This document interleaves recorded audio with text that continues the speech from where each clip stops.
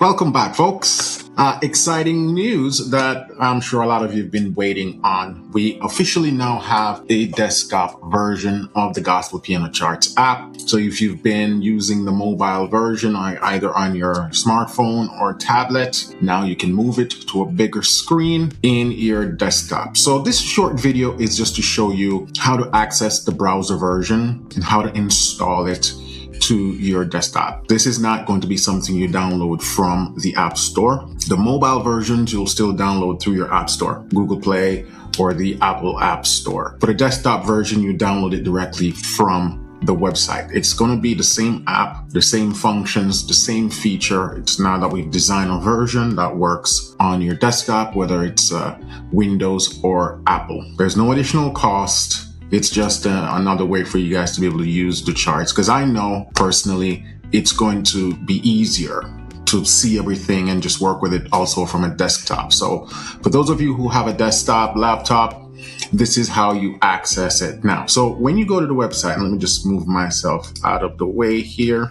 When you're on the website, go to your account. So just click on login, right? Whenever you log in, it's always going to redirect you to your account page. Now, if you look over into the left side menu, you see where it says open web app. Click on that and it's going to take you to the web app. Now you can save this address if you want. It's app.gospelpianocharts.com. That's the name of the app. Now, if you want to put the /login, you can. It's going to redirect you to the login anyways. So you can see that the screen looks very similar to the app screen. Now it's just bigger. Now it's in the browser. I'm going to show you how you can install it in an app version on your desktop, just like how you have other apps on your desktop. So there are a couple ways to do it depending on the browser that you're using. The browser that I'm using is Google Chrome at the moment. If you look in the address bar, this is where the URL is. If you look in the address bar, you see this little screen icon with the arrow pointing down, and if I hover over it, it says install Gospel Piano Charts, right? If I click on that, it's going to get this pop-up, and then when I click on it, it's going to install onto my dock, right? So you see down here, I'm on a Mac computer. You see all these apps. This is where you call your dock. I'm not sure how it looks on Windows, but I'm sure Windows have a similar system. So that's where it's going to install in an app form. So that's how you do it if you're on Google Chrome. If you're on Safari, what you're going to do, you're not going to see that little same icon. So you're going to click this little box with the arrow pointing up. That's your share icon.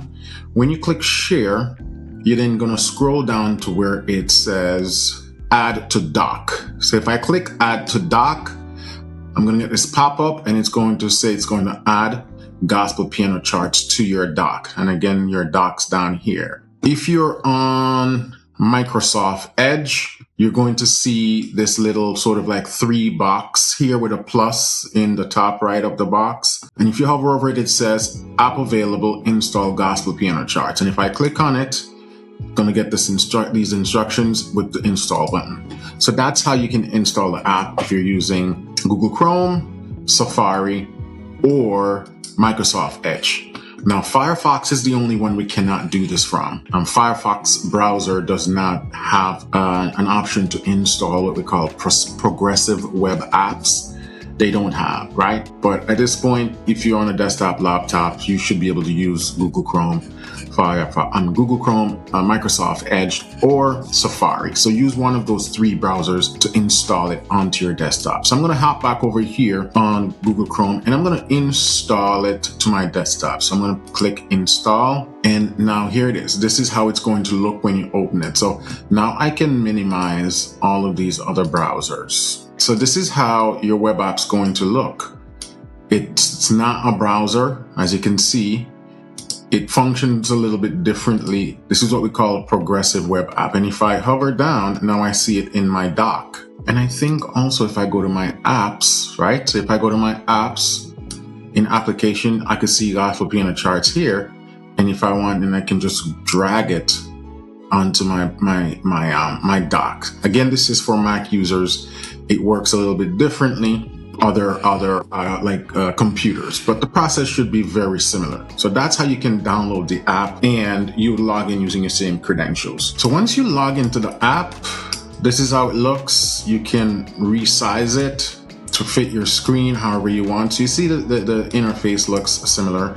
And let's pick up open a chart right here. So you can see the keys, everything is bigger.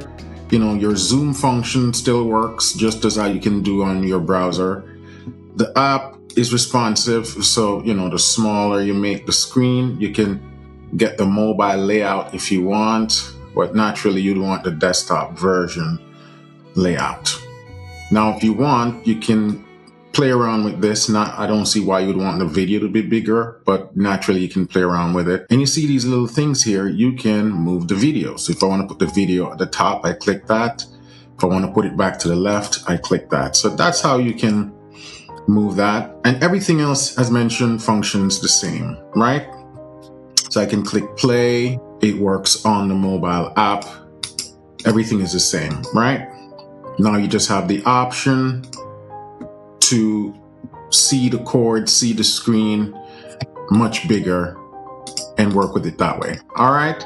So that's Gospel Piano Charts for you on the desktop. As always, let me know if you have any questions, any issues accessing the web version of the app. All right. Enjoy, and we'll talk soon.